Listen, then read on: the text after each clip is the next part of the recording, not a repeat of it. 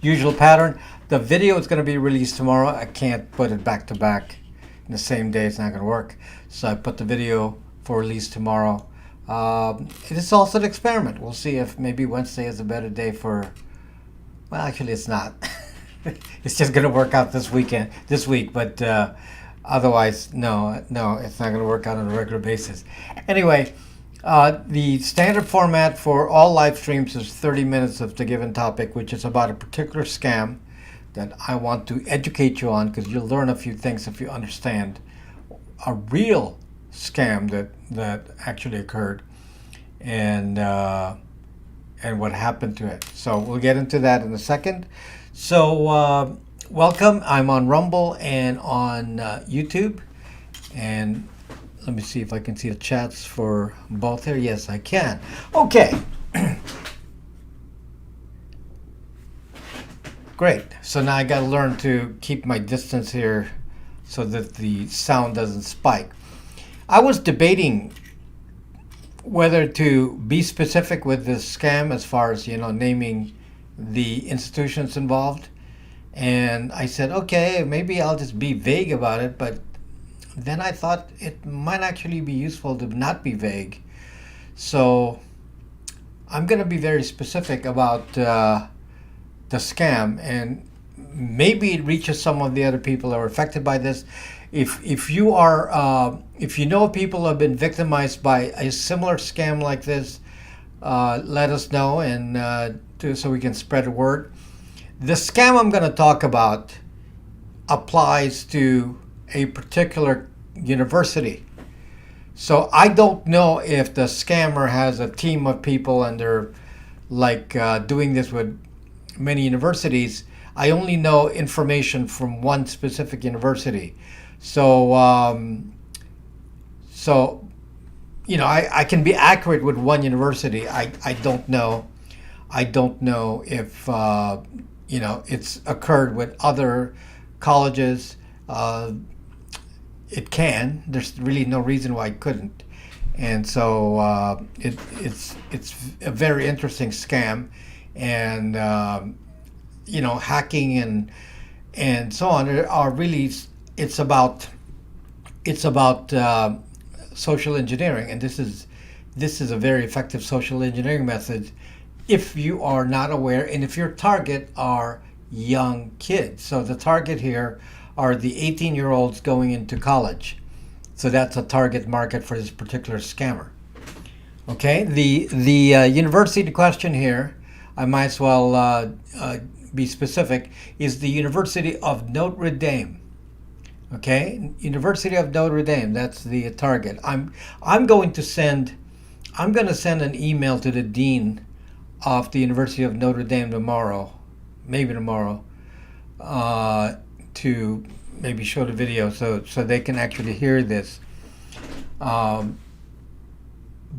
it's very scary, because it means that possibly many kids at the University of Notre Dame, possibly the freshmen, incoming freshmen, were scammed. And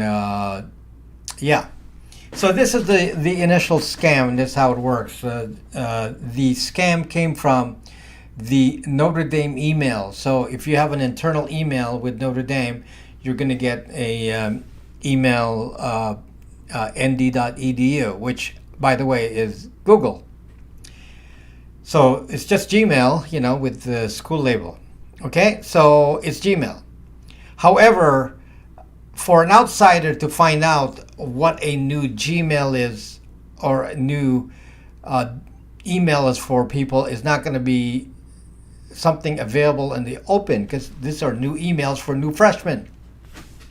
So once they, accept their offer to the university, they get an email account, and that's brand new. Somebody harvested that email list.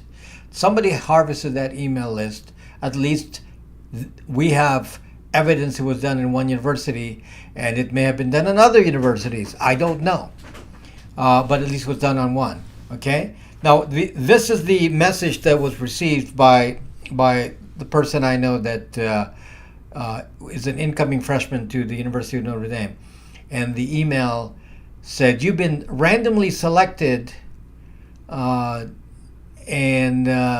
for a job." Okay, and one of the things that is in social engineering, and we who do this for a living understand this, that the best way to incite people to do things that they shouldn't do is to talk about a job offer. Anything about money will typically incite somebody to behave a little bit differently. And these are kids who have never had jobs before, and somebody said, "Oh, you don't have to look for a job. You're going to go to college, and we're going to offer you a job." And so this was the thing: random email saying,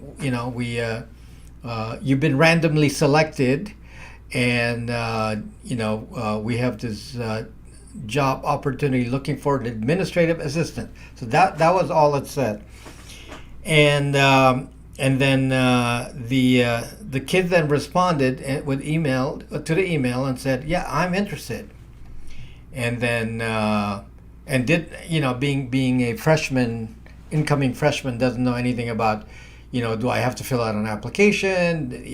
Don't really understand all the rules about educating. About getting a job in college. Most kids, you have to start college first, and you get employment. Usually it's an award for financial aid. So anyway, they said, "Wow, this is easy. I got a job offer before I even start." And so everybody rushes to respond and say, "Yes, I'm interested. I'm interested." So the kid then responds and says, "I'm interested." And quick response from this is on a weekend, by the way. Which is just understand that this happened on a weekend. So the kid responds, "I'm interested," and quickly got a response from the party and said, "Give me your phone number, and we'll do a text interview." Well, that alone is kind of suspicious, and there are more suspicious things. I'll tell you some of the other suspicious things that a kid is not going to be aware of, and just is looking at the content and say, "Oh wow, this is a dream come true. I'm going to this with a potential job." And so this is the discussion. So I don't know what the interview questions were. I didn't find out, but it's got to have been very simple. Like, didn't ask for any particulars about the skills of the student to do work as an administrative assistant in a medical environment. Okay, like presumably take appointments and things of that nature. So that's I'm very familiar with the medical environment, and I suppose it is possible for somebody to be able to do that work remotely. By the way, that's part of the original offer, was a remote job, which, wow, you don't even have to go anywhere. You just get on a computer and you can do the remote job.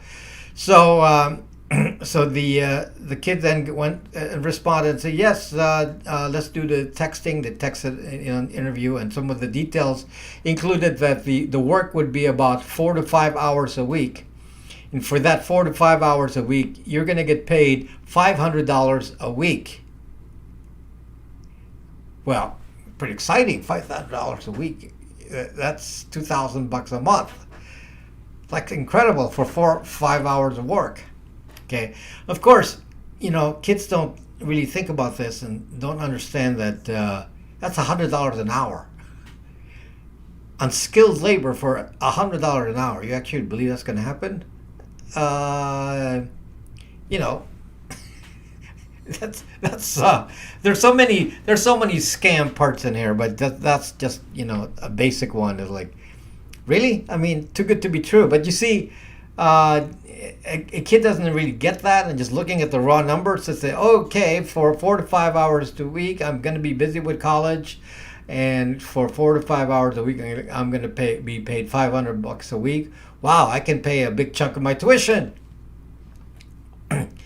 That's pretty awesome. $100 an hour, like that, and so so I guess they offered, would you like this job? And of course the kid says, yes, I want the job. Okay, I want the job. Now the kid, of course, doesn't ask where the job is or who the company is. The email came in through Notre Dame nd.edu, so it came from an official channel. So it's like, okay, it came from internal. This is not email that's known outside of the Notre Dame community. So it's okay, that sounds legit. Except the email of the sender that sent the email to this particular student, and potentially the whole student body, the email address used was Gmail.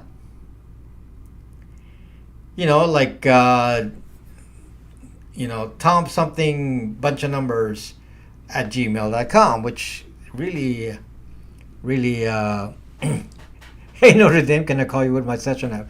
No, this is, again, the kid's not talking to Notre Dame, talking to somebody, presumably from the medical department, and offering a job, in some part of the medical department. At least that's the assumption.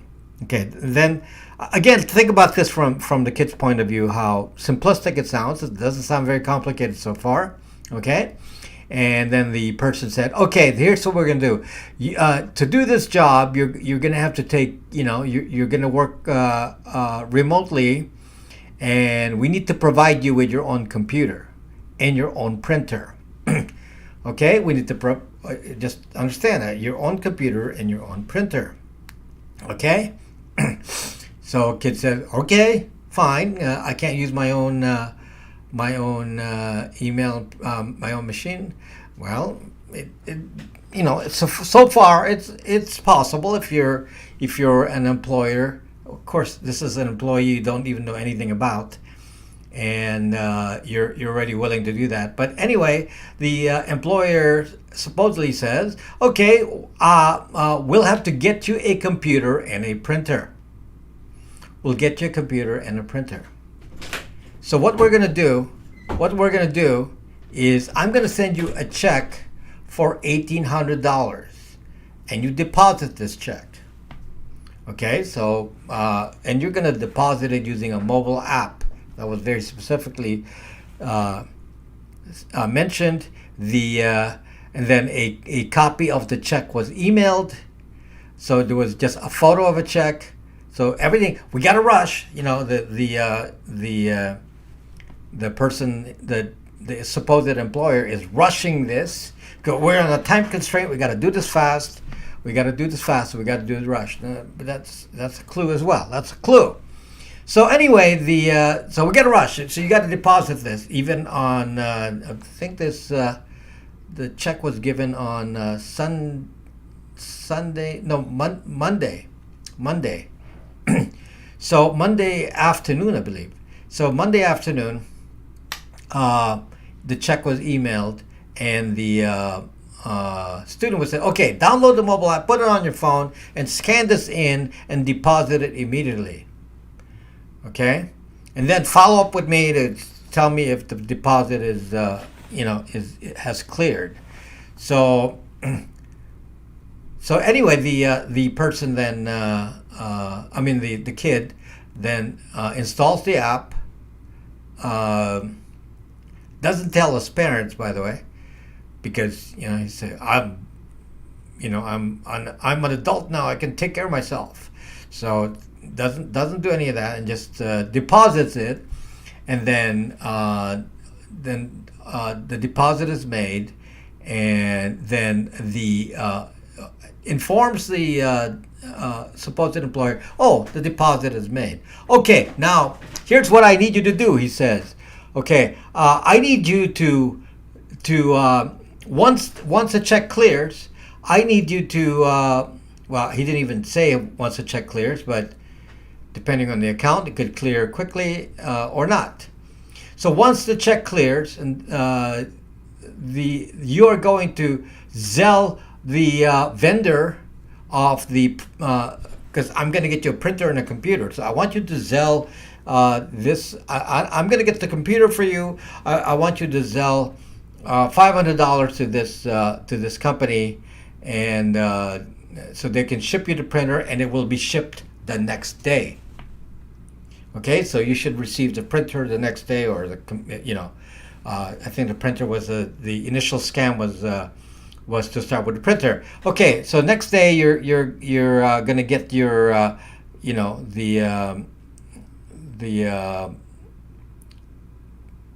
the device that we purchased with the Zelle. Okay, and then text again. Okay, did the Zelle go through? Did the Zelle go through? And the kid's like, I don't know. It's a holiday because July 4th. Did the Zelle go through? It didn't go through. It didn't go through. So send it again. Let's use a different email. So kid again doesn't know anything. Does another Zelle. Doesn't even know how to use Zelle.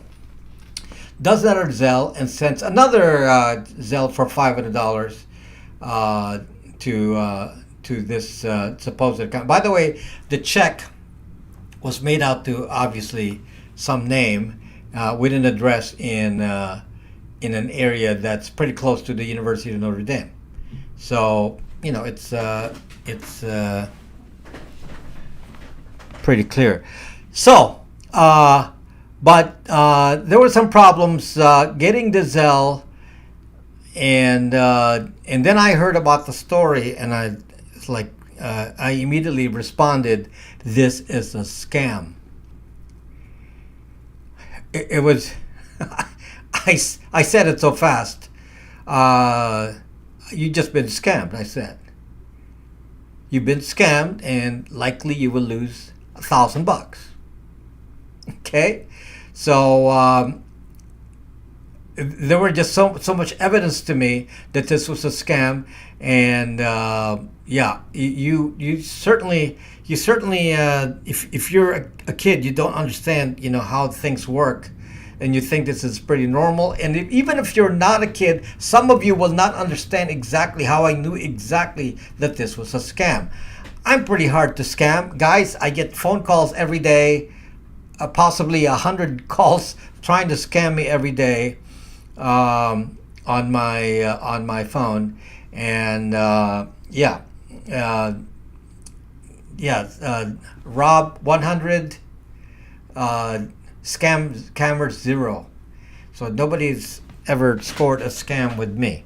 Okay, never happened. So anyway, I said that's a scam. Okay, so what we need to do is figure out how to stop the Zelle, and the problem is Zelle is not easy to stop. So if you do a Zelle, the bank takes no responsibility for the Zelle, so you lose the money. Okay, so and the kid could be tricked into more transactions and Zelle some more to multiple accounts. So just to try to prove the point, we went through some of the evidence of things that would have suggested that this is a scam, and just to make sure that the kid understands that it is a scam. Don't have any expectation that somebody's going to deliver you some product the next day. And obviously today was the day, and obviously no product arrived today, and I didn't have to look at that. That was pretty obvious. So some of the clues that you would have been picked up, and I asked questions to verify some of this. So what was in the original email that was doing the recruiting for this supposed randomized selection of a job? This kid happens to be very smart and has a very high level major, and so it sounded true. Yeah, okay, I was selected because I'm at the top, and so it felt important about it. Okay, and the email sent, I told you, did not have an nd.edu. This is Notre Dame, University of Notre Dame. It was not a Notre Dame email. So that alone is completely non-trustworthy because you're supposed to be hiring for a zucking business. Okay, this is a business. A business would have a business domain. How can a business, medical business, totally out of whack? Okay, how can a medical business not have the proper domain? At least something with nd.edu, or at least some thing on the email that would indicate that this is a particular employer. It doesn't say anything. Okay. Then I said, okay, did you find the name anywhere on the Notre Dame site?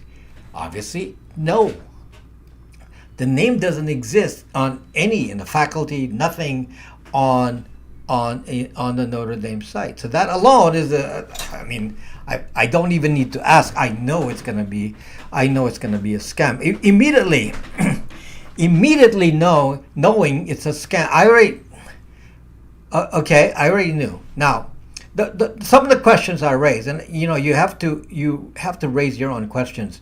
Somebody mailed you a check. Now, anyone who understands how checks work knows that you deposit a check, a personal check, and it may clear because you have a good bank relationship, and they may clear it overnight, which was in fact what happened with this kid. The check was cleared overnight in his bank account, and it doesn't mean that the check is okay, because obviously it takes 3 days for the rotation to come to see if there are actually funds in the account. 3 days. So the scammer can operate within the 3 days. They have to operate within the 3 days. Okay? You cannot ask somebody to say, okay, now Zelle, you got the money, and of course the employer will make it. This is social engineering. If you don't make a fast move, I'm going to fire you. You're not going to get this job. I'm going to fire you. So obviously a kid's going to go, oh my gosh, I've got to do it fast. I got to act quickly. Okay? So the kid then says, okay, then let me make sure that, the check is in, the check is deposited. Okay, check is cleared. Okay, great. So now the part that's very suspicious here, aside from the fact that 3 days, you cannot Zelle something. Let me just tell you some of the obvious stuff. You cannot Zelle something, meaning it's wiring money away from your account to another account, if the zucking check hasn't cleared. Anyone in business knows this. If you give a check, you got to hold the check for at least 3 days, unless it's a zucking money order or a cashier's check. You got to hold, because it's going to come back, with overdraft, or the check is going to bounce within the 3-day cycle. Okay? So if an employer said, oh, you got to go spend that money before you get it, well, that's pretty fake right there. Okay, there was no scammer accent here. The scammer used only texting, which again is another scam. You're not going to hear the voice of the employee that you want to hire. What do you typically do when you hire an employee? You got to get their application, because you need all the information to set up a payroll account. What do you need? Name, address, birthday, social security number, and all that good stuff. Because you need that, the W3 and all that, W4, whatever it is, forget which one, to set up an employer account. That's normal. That's part of normal employment, because if you don't, you'll be liable in the law. So you have to set them up on a payroll account. So that alone was very suspicious, but of course the kid doesn't know that these are the things that normally happen. So immediately I knew it was a scam, and guess why I knew it was a scam? Okay, if you are going to be sent a check, and then you're asking you to Zelle somebody else, what the zuck? If you already wanted to Zelle somebody else, why didn't you zucking Zelle it yourself? Why does the supposed employer need the employee to Zelle Why doesn't he just Zelle himself since he's so familiar with Zelling? So there's a scam right there. This is the Nigerian scam. Remember the Nigerian scam? You're gonna get the inheritance from some Nigerian prince, and in the meantime, I need you to send this check and whatever, and I can't do it for you, so you have to take this, and then you give me some money back. You know that routine. That's a Nigerian scam. Okay, poor Nigerians. The whole country was turned into a bunch of scammers because of this ongoing scamming attack for what, the decades of the Nigerian scam.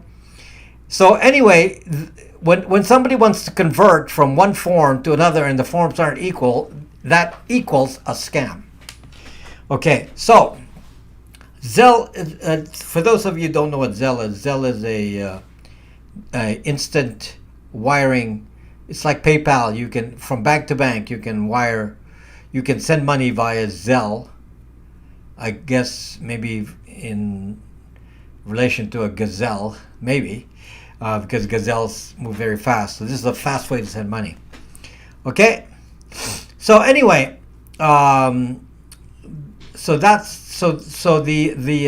now the other trick here was the supposed employer said, okay, I'm going to give you you Zelle the vendor $500, and by the way, gives a completely, again, one of these anonymous kind of email addresses. This one was Outlook. One was Gmail, one was Outlook, with names like ZABC123. You know what I mean. Completely random email address, which alone means it's not a fucking vendor. Okay, you're gonna be buying a printer, and oh well, I guess the what do you call this? The potential employer is buying the printer. So he knows the details. All I'm going to do is Zelle it so they can be sent to me with my address. So the student is thinking that, the kid is thinking that, and it's like, I mean, that's locked up. You don't give money that's not yours yet, because it's not in your bank account, and to send it out when they could have Zelled it directly. And you ask yourself, if you're a Zucking employer, you're going to pay with a Zucking credit card, a business credit card. Completely false. Okay, nobody's going to use a personal Zucking check for payroll and buying equipment for payroll. Nobody's going to do that. That makes no sense whatsoever. Anyway, what happened here, I'm running out of time, so I'll tell you what the conclusion is. What happened was the bank actually spotted, because the 500 was sent twice. The bank actually noticed that and said, fishy. And the Zelle account was not verified, so they stopped the transaction. So the kid did not lose $1,000, but the check is going to bounce, going to get a bounce fee, potentially an overdraft fee. But I think he called the bank today, and that's not going to hit. But we're going to be seeing that transaction with a bounce check. So some bounce check fee, $25 or whatever it is. So in any case, the bank was closed. This is something else that you need to understand, was the scammer was timing it to do all the transactions, rush, buying equipment and all that on a July 4th holiday. Completely unbelievable. Okay, because you can't talk to the bank, you can't talk to anyone, you can't stop payment, you can't do anything. Okay, so anyway, it was stopped, but the actual insurance, and this made everyone relax, because I said a very simple technique would just take the stress out. I said, transfer all the money out of that account into another account within the same account. So for example, if you have a checking account, create a savings account, move the money over so that the checking account is close to zero. Then there's no way to steal it until until that's settled. So that's the actual solution, was to ensure that the account didn't have any money. So that took the stress out, and obviously this scam was stopped. But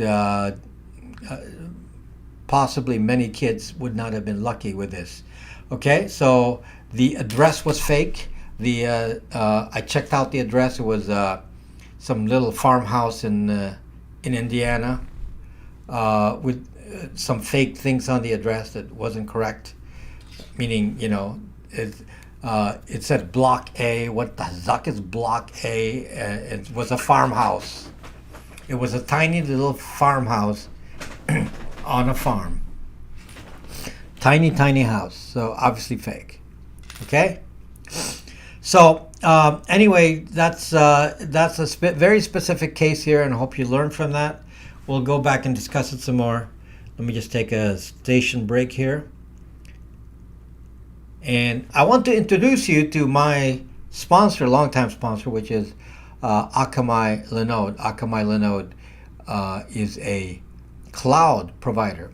So it allows you to set up servers in the cloud, including web servers, any kind of Linux server that you might need, even running, some application like Jitsi, XMPP, or whatever app you want to run and control yourself, a WordPress server. You can do all that on a company like Linode, and Linode is one of the cheapest companies, amazingly enough, for cloud services, much cheaper than Amazon AWS or GoDaddy or any of these other companies, and you will save money. If you use the code linode.com/Rob Braxman, they will give you a $100 credit when you set up a new account, which you can use within 2 months, and you'll be able to basically experience Linode for free. Okay, so please consider them. They're my main ISP, and happy to support them. Okay. So it was kind of easy to tell it was a scam at first. Well, I have to train you, because not everyone. You see, for us, you're not getting the full feeling here, because you're not the kid. You don't have the emotion of the job. You need the job for your college.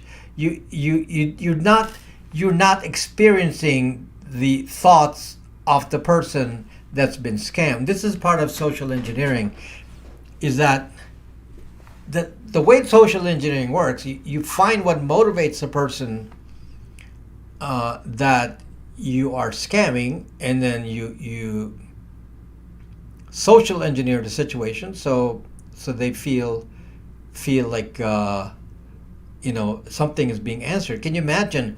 You're a kid.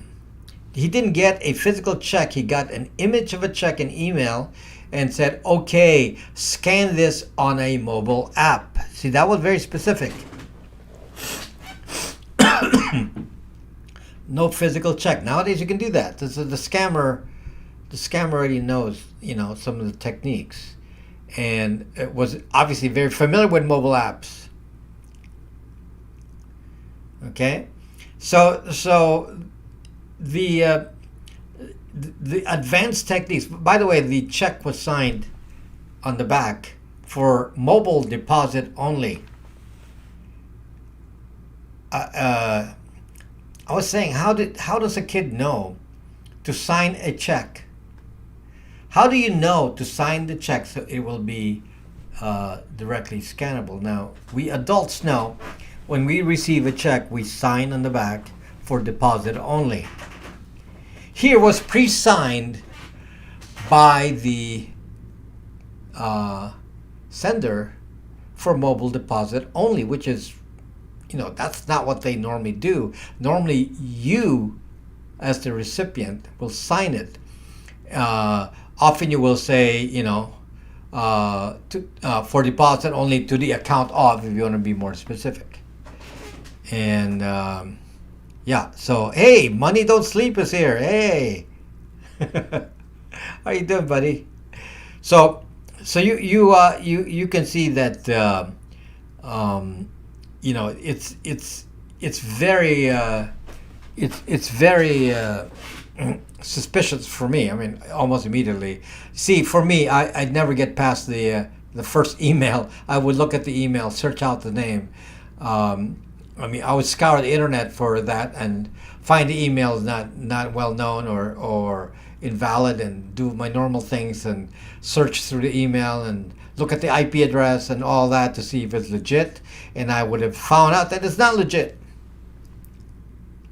It's just it's just something that I normally do with anything.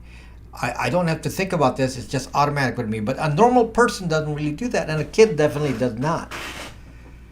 A kid does not know about deposits and clearing and all that until they have their until they're receiving income, or getting checks from people that it's not an employer.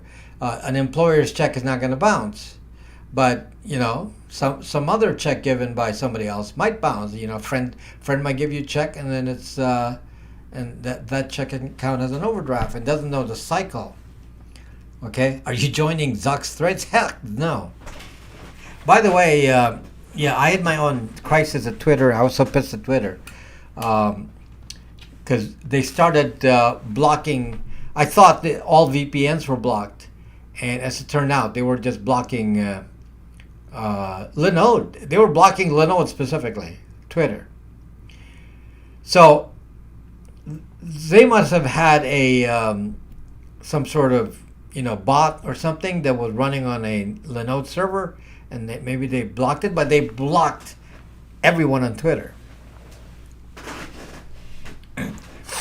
So that was kind of irritating, because then I said, well, if you're going to block me, and I've just been paying, for this blue checkmark verified thing, and then I'm verified, but I still have to worry about not getting privacy. So I said, well, I'm not going to go back to Twitter if I can't log in.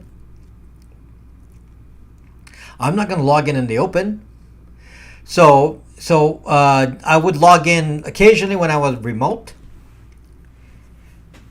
and then I would connect and briefly make a few comments, and then for the most part I wasn't on Twitter, because Zuck, you're going to block me, Zuck you. So I was so mad, and I posted on Twitter how mad I was, and today I checked and it let me in today. So so whatever block. So I'm back in with a VPN. So it's possible employers check my bounce, but hopefully it won't. No, if an employer's check bounces, there's that would be a lot of trouble, because then the employer will be hauled up to the state, and the state employment I forget which agency handles that. That's some Department of Labor. That's pretty serious offense. It's a very serious offense if you did that, because by the same token you would have bounced a check to the tax authorities, the IRS. So no, an employer will avoid at all costs having a bounce check to an employee. So that's not normally expected. So a kid getting a job at some local business isn't going to be worried about bounce checks. The bounce checks are going to come from individuals that are sending payments, and they may not know about that. So yeah, it's not what you expect. For mobile deposit only means I can take pictures of both sides of the check I receive and send it to my account by way of my mobile device. So the case here in question, the scammer sent a photo of the front and the back, and the back had it signed for mobile deposit only, which was very suspicious right there. It showed a bit of sophistication, too much sophistication for a supposed employer of in a medical field. One thing I've learned about doctors, in medical office, their business acumen is very, very minimal. Okay, so that's why there's always a business manager in a medical clinic, because the doctor doesn't want to spend time doing the business side. And so the implication was that you're going to work for this doctor, and and the doctor himself is coordinating all this. Well, I don't believe it. Okay, so typical thing. If it's too good to be true, then it's likely not true. In this case, I didn't really get the facts right. I didn't get the emotional sense of what the details were until I thought about it, and I said, didn't he say that the potential salary was $500 a week? Okay, that alone is not too weird, but $500 a week for 4 hours of work. Oh, that's weird. 4 hours of work. Okay?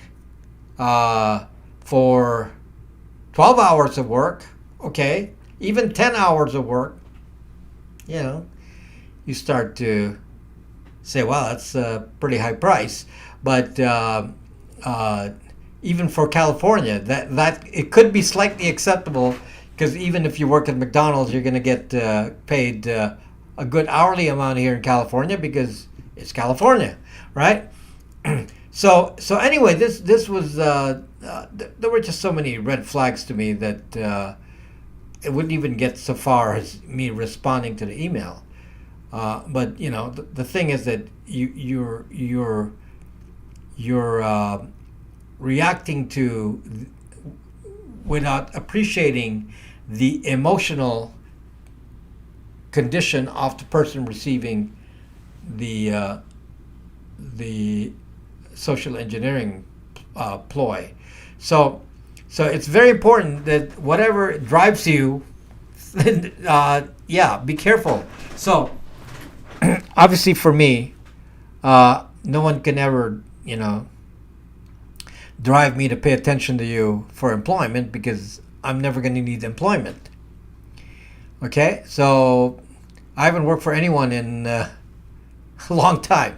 Okay, I've been self-employed pretty much the majority of my life, or if I'm not self-employed, at least I was the owner, the CEO, or owner, right? So because of that, there's no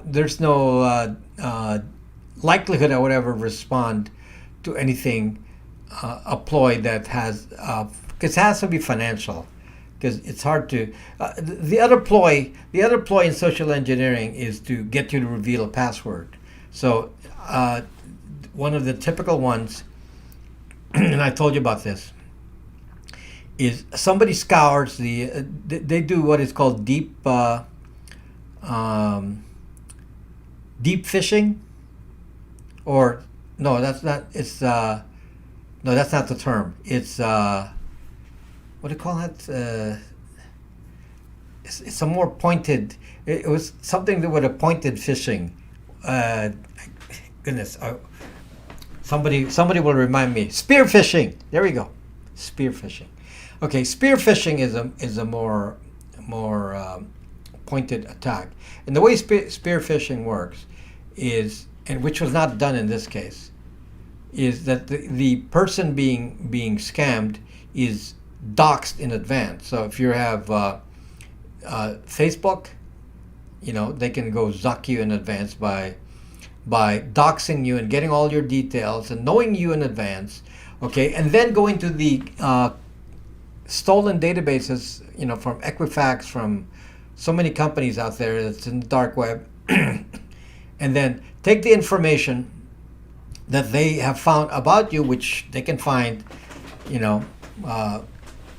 from your name alone. They just go to the commercial database, find your social security number, your birth date, and all that. So no one is immune from that. They've done it to me. So it's we're all, this is the problem with this privacy issue, is sometimes we're just trying to segregate, but yes, anyone can be attacked with this.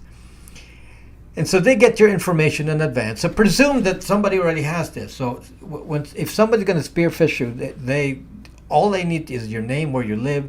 Then they can go back to these databases and find all the information they need from whoever already collected it, like from Equifax alone, from Equifax, okay, and from LinkedIn, from whoever they hacked. From Twitter was hacked. From all these, well, of course, I don't have any information on Twitter, but LinkedIn was hacked. So if you have information on LinkedIn, any financial company hack, Equifax is the one that comes to mind, really, in a major way. Now what happens is, once they get the information, now they know your phone number, your address, your social security number, and all that, right? So then you get a call. Now, listen, pay attention to this, because this is the part that can get you in danger, because you get a call and they say, "Okay, sir, we're from Chase Bank, where you have your bank account." If you say, "Well, I don't have a Chase bank account," well, they hang up. They go find somebody with a Chase account. So they hit the target that matches. But in this case, they already knew they're going to target you because they know information about you. From Equifax, they're going to know you have a Chase account. Okay, so now they call you, and then they say, "Sir, we're calling you because there's been a breach. There's been a breach of security, and we need to reset your PIN code, because there's been a security breach, and we need your help to make sure. I mean, I don't think they said PIN code, but we need to help in securing your account. Is that okay, sir?" And you, of course, you don't know the answer. You say, "Sure." Well, okay, sir, here's what I'm going to do. I'm going to give you details, and you're going to tell me if this is correct information about you. Okay, your name is, and then instead of asking you, the person tells you your name. So your name is John R. Smith, and even with the initials correct. Okay, is that correct, sir? Yes, that's correct. And you live at, and then they read the address. Is that correct, sir? Okay, and your phone number ends with 7200. And just for security, sir, can you please read me the first part of that phone number to make sure it matches? But it ends in 7200. Okay, and then you say, "Oh, my number is 555-121-7200. Say, okay. So now you say, "Oh, they know information about me." Okay, your address is, and then the scammer gives your address. Okay, so sir, we seem to have verified that you are the correct person, and that your social security number is such and such. So they tell you your social security number. You say, "That's correct." Well, now you're trusting the person. You're saying, "Oh, well, this person knows everything about me, so it got to be the bank. Got to be the bank. They're the only ones who would know the social security number or whatever." But you didn't realize that that's in the Equifax hack. Okay. So you say, "Okay, sir, now the one more thing we got to do is we got to change the PIN code. So we're going to give you a new PIN code for your credit card. Your credit card number is," and they read you the credit card number, and just to verify, the security code is, and you give the security code. Say, "Okay, that's correct, sir. That's the correct security code." Okay, but you trusted them because they already give you all that information. Okay, now, sir, what we need to do is change your PIN code. But in order to change your PIN code, we need your old PIN code. So give me the old PIN code, and then we will send you the new PIN code in the mail. At this point, the social engineering built up so much trust that many of you, wouldn't surprise me, many of you would give your PIN code.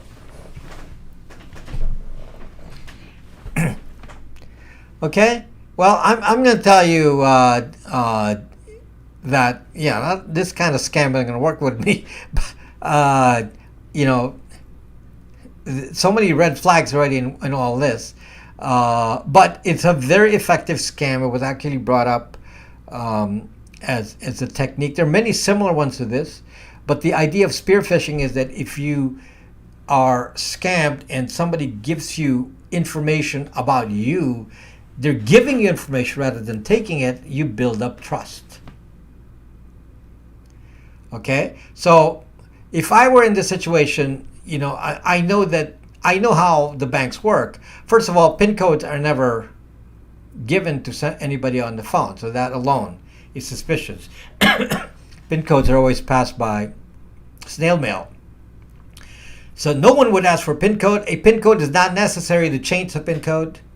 So that alone is, you know, because I understand banking. PIN code, suck you. Yeah. So if you understand banking, many of you will understand this, but many of you don't understand banking. It's like tech. You don't understand the tech, so you say, well, I don't understand. You're asking me. Sure, okay, fine. And then you get scammed. That's why a lot of old people get scammed, because that, you know, they don't understand the technology, or they don't understand the procedures, even the simple things like banking. Okay, you may be a housewife and you weren't the one taking care of all this, and your husband died, and now, you know, you're being told this, and you said, sir, ma'am, your account has been a breach, and we need this information. And chances are you're going to give that information. Okay, so you know, there are certain things that, you know, are red flags. And red flags are, you know, my bank, by the way, calls me all the time. And guess what I do when the bank calls me? I don't fucking answer the bank. Okay? I don't fucking answer them.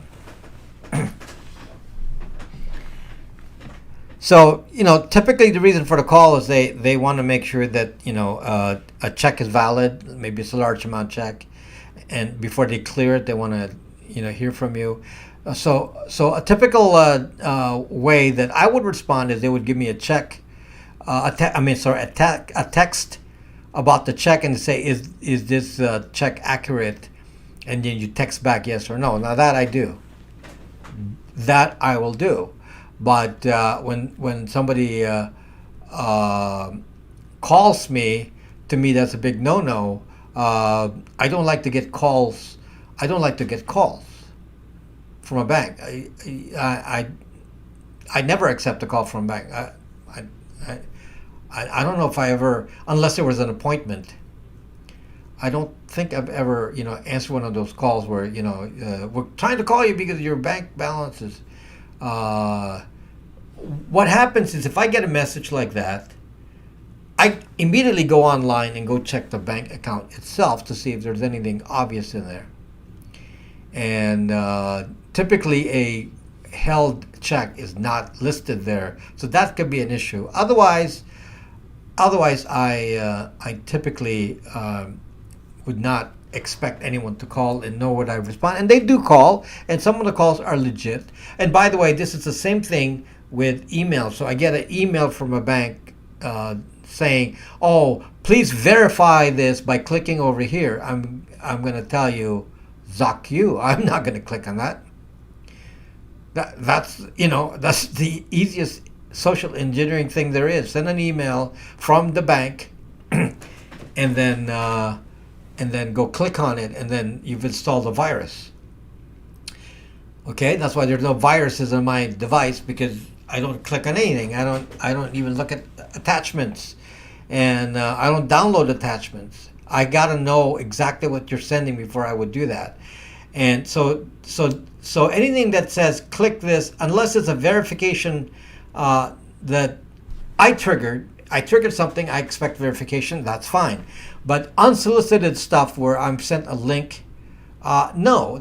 I would go back to the bank account and go directly to their site and see exactly if there's anything there. I will not look at the message. Now, sometimes it's legit, in which case then I would go examine the source.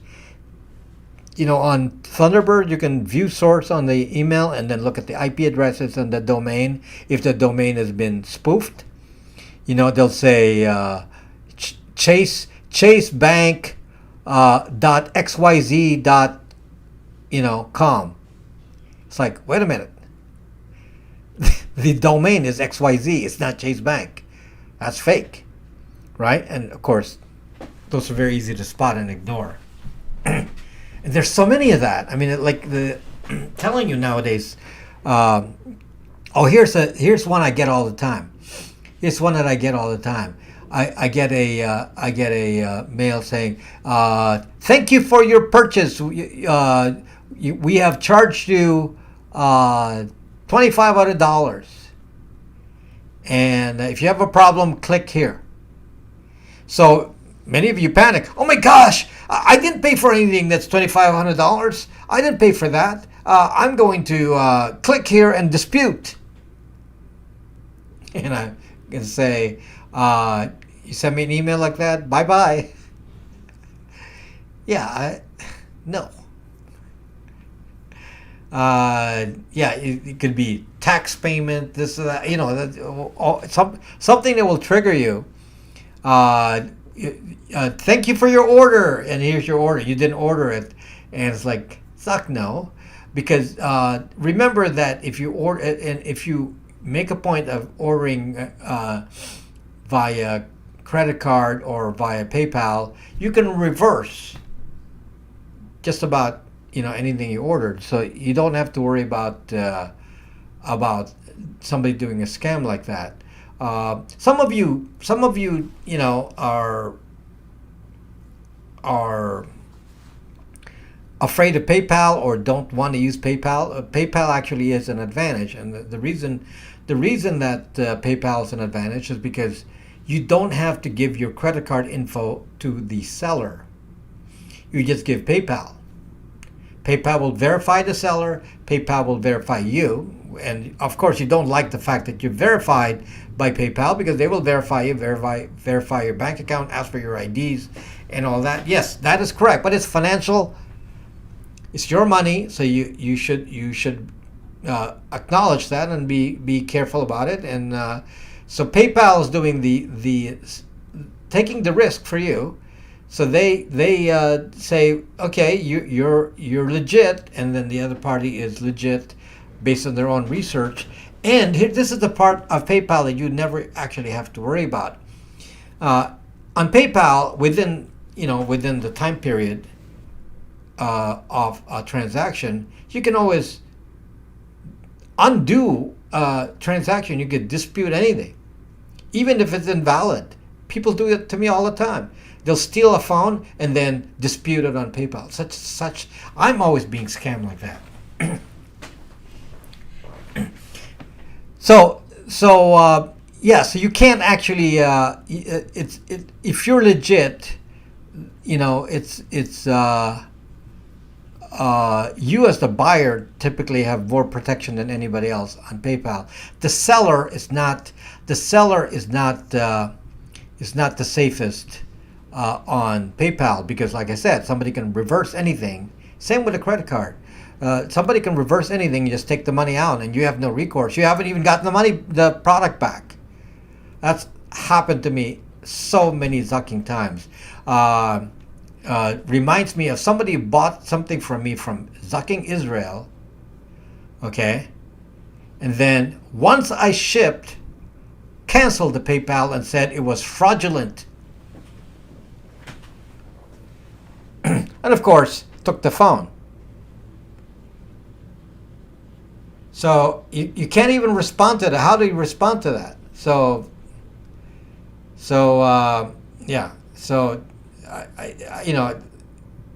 I don't have much recourse, but it's safer for you, the buyer, on PayPal, It's not safe for the seller. It's safe for the buyer. Not sure we have a choice as sellers. It's just, the risk we got to take, I guess. It's got to be just built into the price, because they're just, kind of like the people who steal from retail. What do you call that? They steal from stores. Yeah, that's kind of like that. There's just a bunch of them like that. So the other one that you don't typically have to worry about as far as protection is Amazon. Amazon favors the buyer. So in the case of Amazon, the buyer typically doesn't have to worry about products that don't work or any of that, because there's no recourse. The seller has to accept a return. There's no recourse, because Amazon takes your money and they handle the return. Shoplifter, yeah. So Amazon is the one that takes care of it. So it's very safe for a buyer on Amazon. It's not safe for sellers. I don't think there's any place safe for sellers. Okay, which is safe for banking through their app or in the browser. It doesn't really matter. Banking may or may not work on your particular phone. If it's a Google phone, some banks did not work.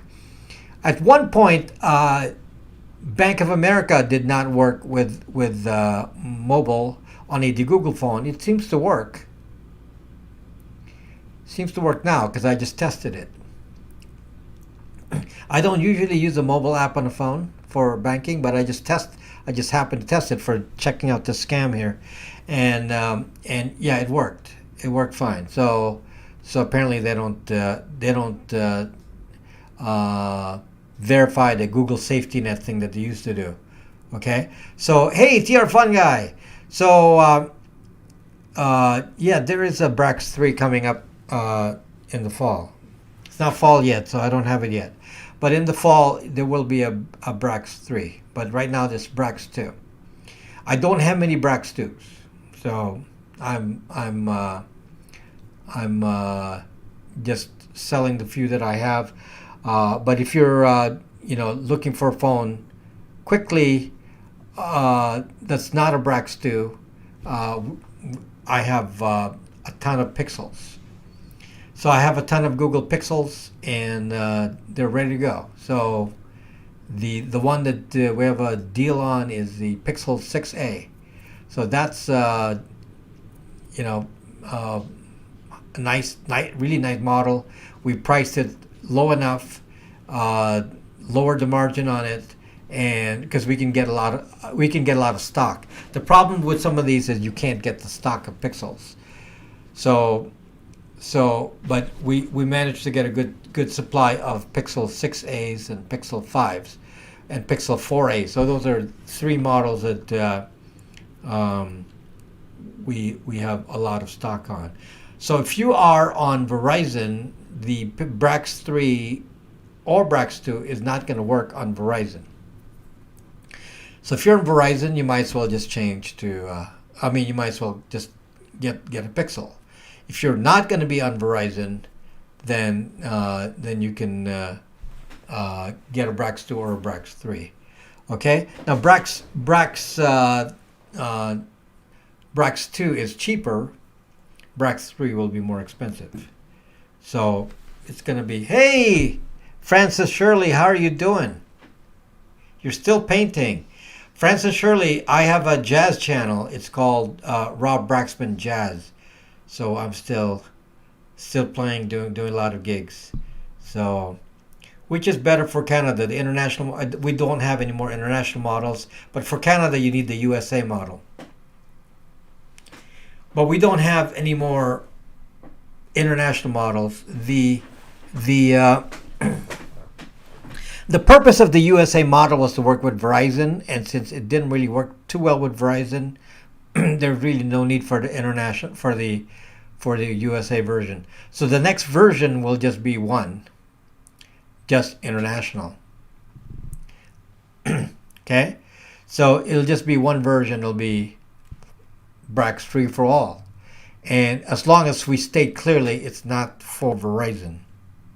Okay, so but it should work for anybody else, unless we hit some IMEI issues. As far as I know, the T-Mobile has no IMEI issues on a Brax 3. They've verified the phone and it shows up as a verified device. No issue. AT&T has a problem with it, so that may be a need to flash the phone. Okay, so we'll decide that as time goes by, because AT&T doesn't accept your IMEI unless you pay them a lot of money. A lot of money. Best for UK? Well, obviously, whatever. I don't have any Brax too international for the UK, so the only thing available for the UK is really a Pixel. So again, suggesting a Pixel 6a. We have low volume of Pixel 6, which is more expensive. So I don't stock very many of that, but we have a good stock of Pixel 6a, Pixel 5, and Pixel 4a. So which are all, the Pixel 6a and the 6a is the current model. That's this year. 4a was last year. So these are I won't tell you specs now until I have I have it to promote. I'm not promoting it yet. Okay, so the specs are still changing. So to be telling you specs is not good because the specs might change. I'm going to tell you that the Brax 3 is a higher end phone than a Brax 2. Definitely, it's definitely a higher end phone, and you will appreciate when you see it that it's a higher end phone, and it's brighter. It has faster CPU, obviously, with the same features. It has OLED screen. It has physical switches. It's the flat edge like an iPhone. It's thinner. It's lighter. It's stiffer, and it's not prone to scratches. It comes with 128 gigabytes standard. The Brax 2 came only with 64 gigabytes. The camera is 64 megapixels. The old one was 48 megapixels. That's just some of what I remember as far as features. So, and then there's the physical switches. So anyway, there's a physical switch. You can turn off the camera, and there's two physical switches. You can turn off the camera and the microphone, and then the other switch is programmable, and we're thinking of using that to turn off the baseband modem.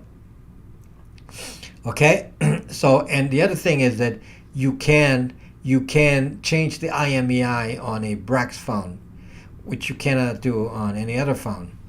So if you want to no, I do not have an IRC channel.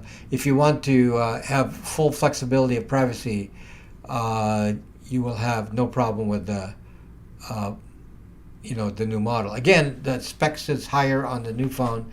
If you want just if you're not picky on the features and you want to save money, obviously a Brax 2 phone is cheaper.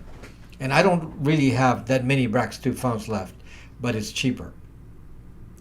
Okay, so anyway, so if you want to prepare for that in the fall, we can probably have pre-orders in the fall sometime, and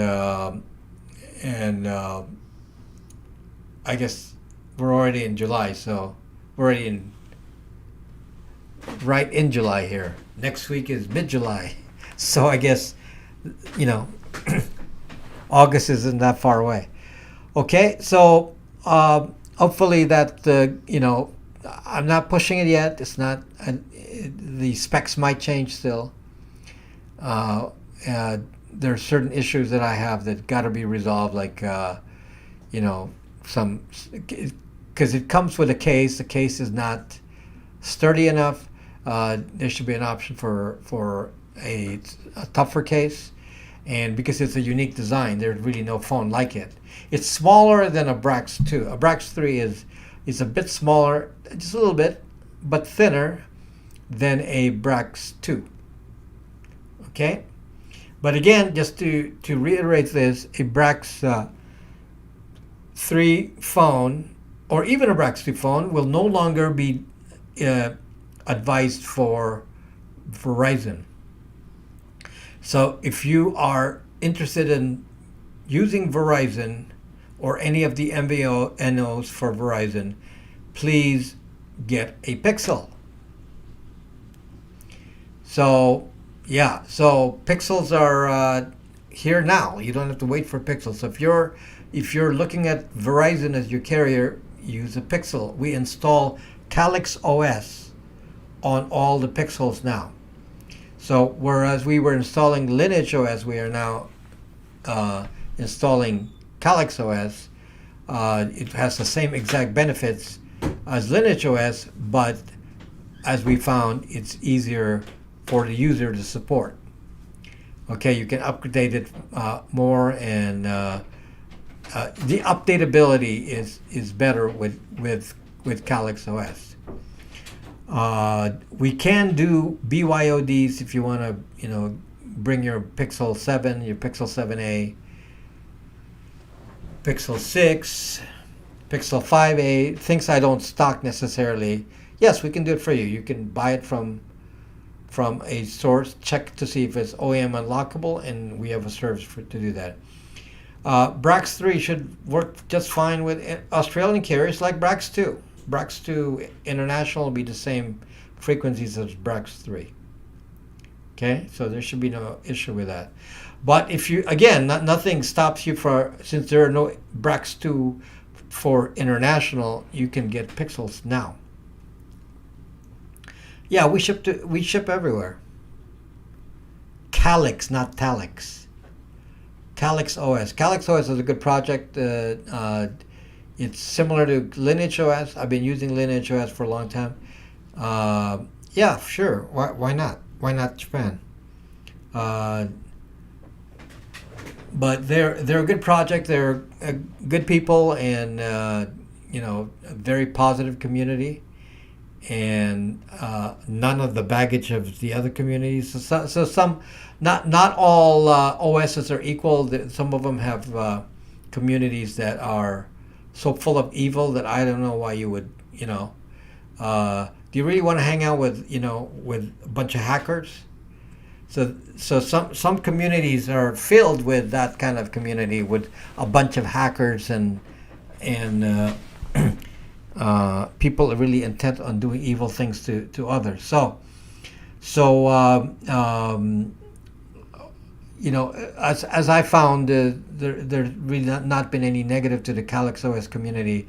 So I support them. They're great, and they actually at least on Pixels, they provide a better solution in my mind than Lineage. It's very similar, but Lineage by default doesn't include MicroG, Aurora Store, any of that. F-Droid. Calyx does. So with Calyx, you don't have to install anything. It comes with the usual basics. Lineage, you don't. So we have to install that for you. Okay, so so that's the advantage of Calyx versus Lineage. It's fine. I mean, you can choose to say you'd rather get Lineage, and that's fine for us too. So I've shipped to Singapore. I actually have never shipped to Japan, to be honest. I don't know I haven't heard anything about Japan as far as compatibility, but definitely I've shipped to Singapore and China. Okay. Um, so yeah, so I like the Calyx OS people.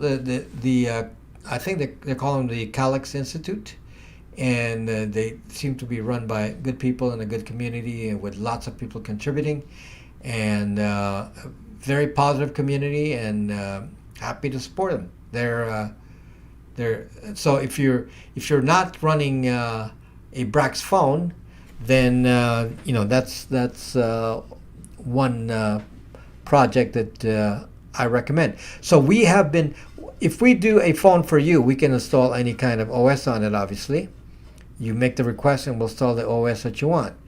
But if you want my recommendation, I'd say the most user-friendly, less restrictive, with a good community, and just all the stuff that you would need to have a very functional phone for the majority of uses, I would say Calyx OS is on the top of my list right now. Okay? Hackers are my primary demographic? No, that's not actually true. Hacker victims are a lot of my demographic. Okay, so sending text data using cheap Baofeng radios, and then net and cell towers down, gone, and Red Cloud blocking Starlink.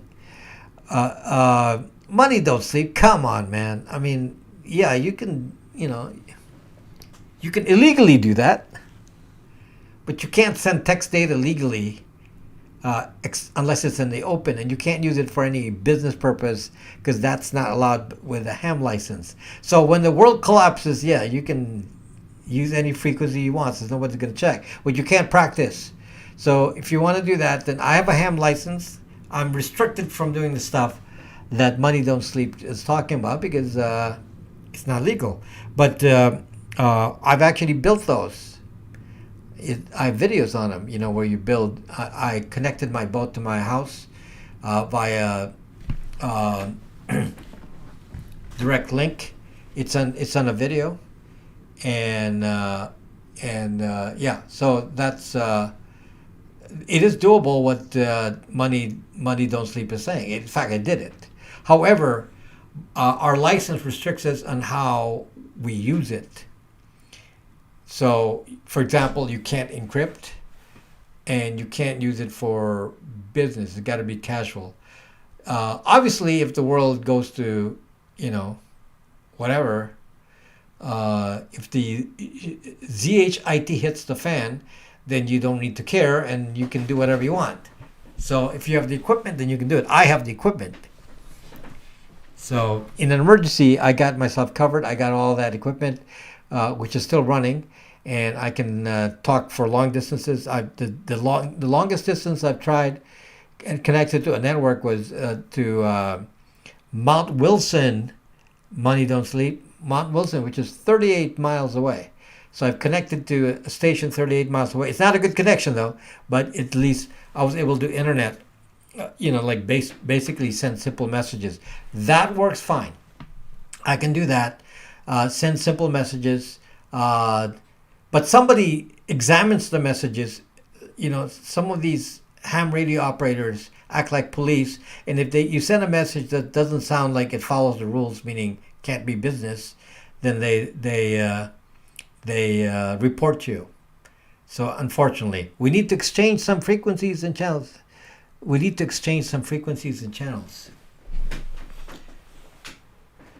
So Money Don't Sleep. I use the watch that video that I made. It's the Arden network, AREDN, and you don't need to connect to Wilson. You connect to whatever is near you, and they will self-connect because Wilson is connected to the other towers. And the network is called Arden, AREDN, and I have a video where I actually showed how I constructed it, and with a bunch of Raspberry Pis. Can't get Raspberry Pis anymore, but the premise is there. So, and I used Ubiquiti routers, dish antennas. So I have dish antennas, and I was able to do that. So for international communications, then you got to use HF radio, which obviously I have as well. I do have HF radio, so I can talk internationally in an emergency. I got all that covered. Yeah, I got equipment for HF, and recently there was field day, so we were able to practice. I did not do field day this year for ham radio. I was too busy, but normally I do field day, and then we test out talking on HF, and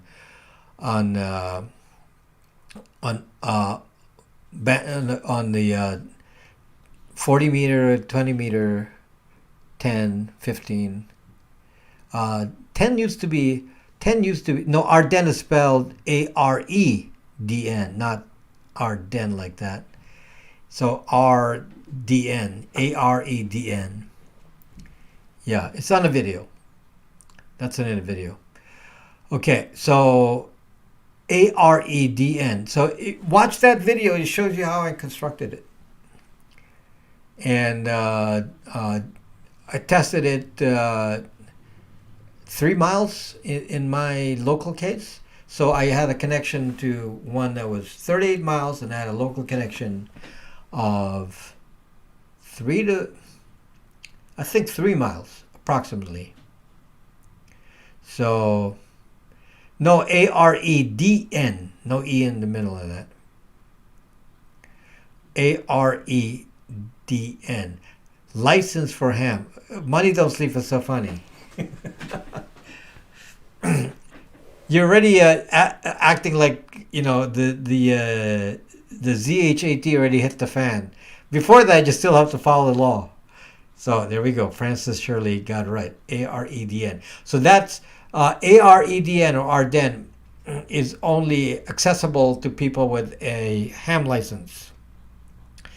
So I was able to create that system and make it work because I have a ham license. Okay, so you can do that. What else? What else am I missing here?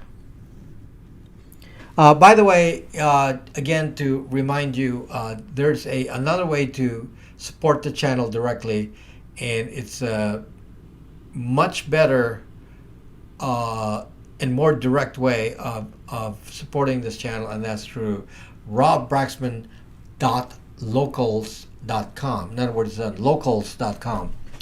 Locals.com, I believe, is owned by Rumble. But it's directly connected to Stripe, and it's basically when you contribute to Stripe, they just automatically send money over. We don't have to play any games like you do with Patreon and Google and all that. It's pretty immediate, and they take less money out because some of them will take a big chunk out. So. Original Gamer has a general class license. I also have a general class license. So, right. Is there a good reason to not allow business on ham radio? Yeah, that's the rule for ham radio. Amateur. Ham is the important word in ham is amateur radio. So they didn't say professional radio, they said amateur radio. So that's the law. It's kind of around the world. So the reason is they wanted to protect the phone companies.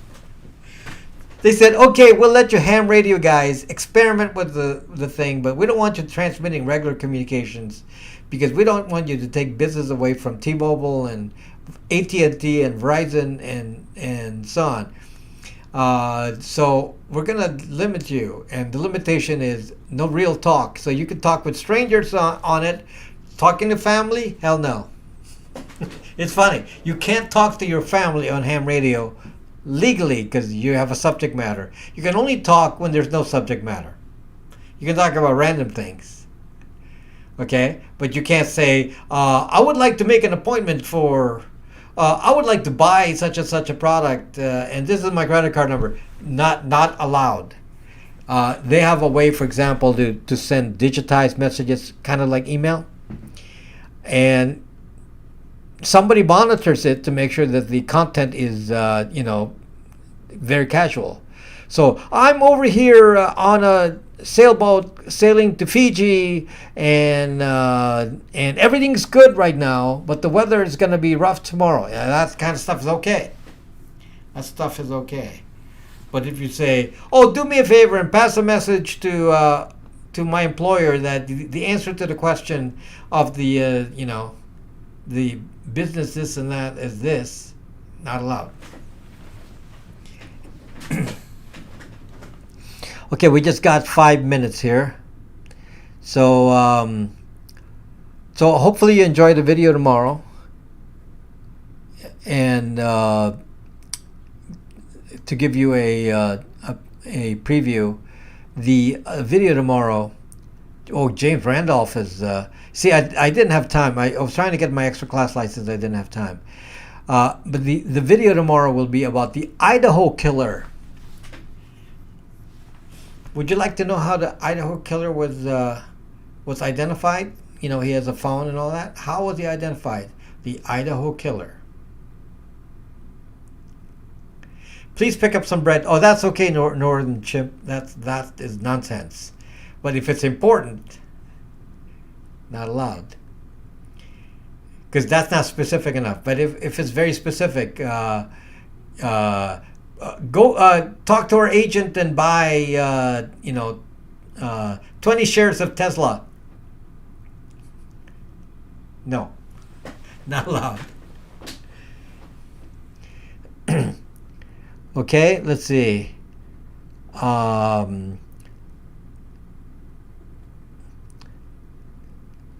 do I delete my data out of the internet? You can't. You can't delete data out of the internet. So there are some companies who will tell you they can. You can't. So once it's on there, you're pretty much zucked, and we've all been zucked. No exception. So the only way that you fight back is to create a new identity on a platform and not connect it to an old identity, at least some separation. It may not always work, but it makes it more difficult. It doesn't always work. Okay? So, yeah. So otherwise you just deal with whatever you got to deal with, but don't add data don't add your personal data to the internet.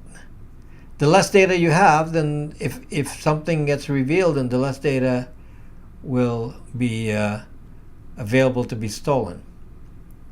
Okay? So yeah, for example, well, I don't need to discuss this, but I changed a bunch of stuff. I changed phones, I changed emails, I changed everything. Okay, so sometimes you got to do that. So, yeah, so you can't necessarily erase your data, but you can take precautions to make it more difficult, or not have data to begin with. Okay, so I hope you have been having a good summer. Actually, July 4th, this is strange enough for us here in LA, but July 4th was the first time, and I'm always sailing, as you all know. I have a boat on the in LA, and this was the first day. July 4th was the first day I actually see a blue sky. First day. I haven't seen blue skies in this entire year. Okay, it's been raining and cold, and it's warm now if you live inland in Southern California, but by the ocean it's still chilly. So it was still pretty chilly, but at least we got some sun. Okay, guys, so thank you for watching, and I'll catch you or watch the video tomorrow, and then we'll catch you next week. Thanks for coming, guys, and good night. I guess there's still a few seconds left. So let me just make sure I didn't miss anything in the comments. And